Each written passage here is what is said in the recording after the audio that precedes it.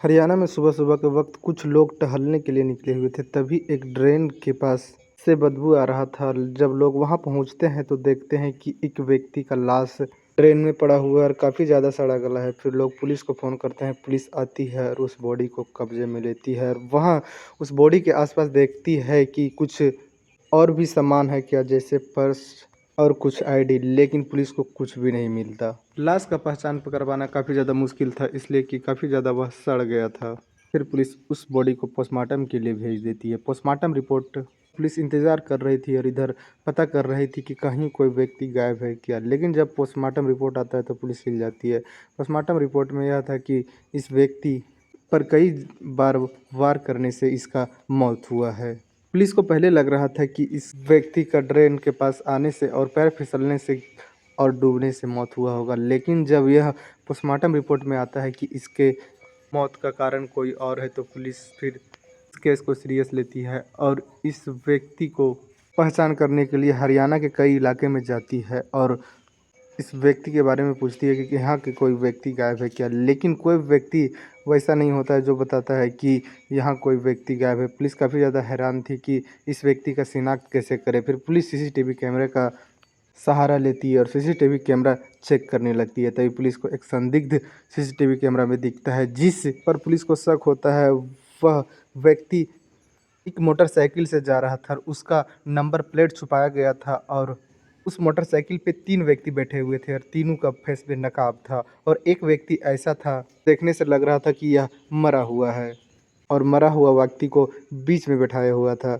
एक जो ड्राइव कर रहा था वह पुरुष था और जो पीछे पकड़ के बैठी हुई थी वह महिला थी। अब पुलिस को यहाँ काफ़ी ज़्यादा चुनौती था, इसलिए कि नंबर प्लेट भी छुपाया गया था और मुँह पे मास्क भी लगाया गया था। फिर पुलिस उस व्यक्ति का पीछा करती है, जहाँ तक वह व्यक्ति जाता है वहाँ तक के पुलिस सीसीटीवी कैमरा खंगालती है। एक बस स्टैंड पे जाके पुलिस को यह तलाश ख़त्म होता है। वहाँ के बाद पुलिस को सीसीटीवी कैमरा कहीं मिलता ही नहीं और वो लोग पता ही नहीं चलते कि किस रास्ता में गए हुए हैं। पुलिस को लगा कि यह व्यक्ति कहीं इधर का ही है और वहाँ घर-घर जाकर पुलिस पता करने लगी कि कोई व्यक्ति गायब है क्या।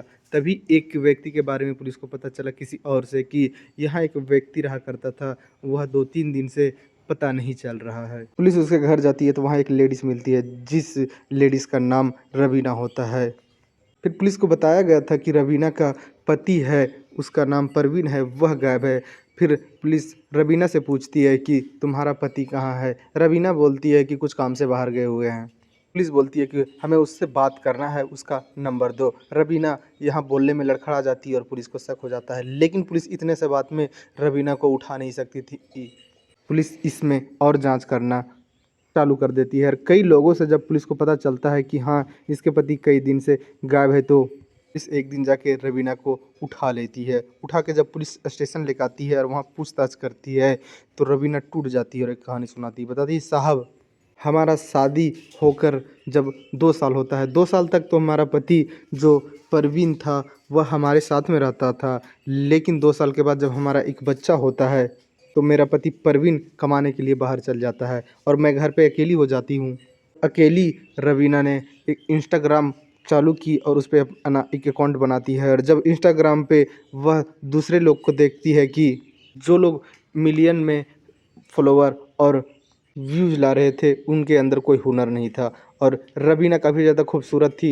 इसे लगा कि हम अपने खूबसूरती से लोगों को अपने और आकर्षित कर लेंगे। अपना एक चैनल जो है उस पे काफ़ी ज़्यादा फॉलोवर होगा और हम भी इंस्टाग्राम से पैसा कमाने लगेंगे। अरे अपना जलवा दिखाने लगती है, कभी डांस करती है तो कभी जो भी करती उसका एक वीडियो बनाती और उस वीडियो को इंस्टाग्राम पे पोस्ट कर देती और देखते ही देखते करीबन 600 कुछ वीडियो में इसका बहुत ज़्यादा कवर हो जाता है और कई वीडियो में मिलियन में व्यूज़ था और इसका वीडियो पे कमेंट्स आने लगता है कि मैडम आप किस तरह का करके रखे हैं और आपका वीडियो काफ़ी ज़्यादा खूबसूरत होता है।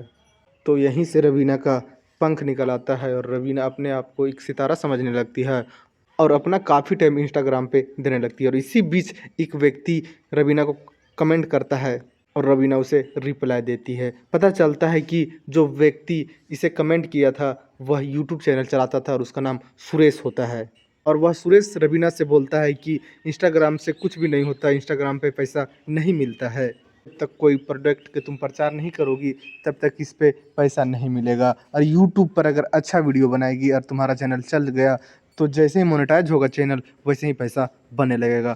उसके बाद रवीना सुरेश के टच में आ जाती है और दोनों अपने अपने प्लानिंग के हिसाब से वीडियो बनाने लगते हैं और दोनों में काफ़ी ज़्यादा बात भी होने लगती है, दोनों नंबर एक्सचेंज भी करने लगते हैं और कभी कभी मौका पाकर दोनों मिल भी लिया करते। और एक समय ऐसा आया कि दोनों के नज़दीकियाँ इस कदर आगे बढ़ी कि दोनों आपस में फिजिकल हो जाते हैं और कई बार दोनों एक साथ होने के बाद संबंध बनाते हैं। एक दिन ऐसा था कि सुरेश रवीना के घर आया हुआ था और रवीना को खूबसूरती को देखकर सुरेश उससे फिजिकल हो जाता है और उसी वक्त रवीना का पति परवीन आ जाता है और यह करनामा देखकर अपने पत्नी को परवीन डांटने दबाने और मारने लगता है। रवीना तो उस वक्त बोल देती है कि अब हम उससे नहीं मिलेंगे, लेकिन रवीना के कहीं ना कहीं दिलो दिमाग पर सुरेश छा चुका था और दोनों फिर से रवीना और सुरेश मिलने लगते हैं। एक बार और उसका पति परवीन रंगे हाथ पकड़ लेता है और उसी वक्त परवीन अपने पत्नी को मारने लगता है और रवीना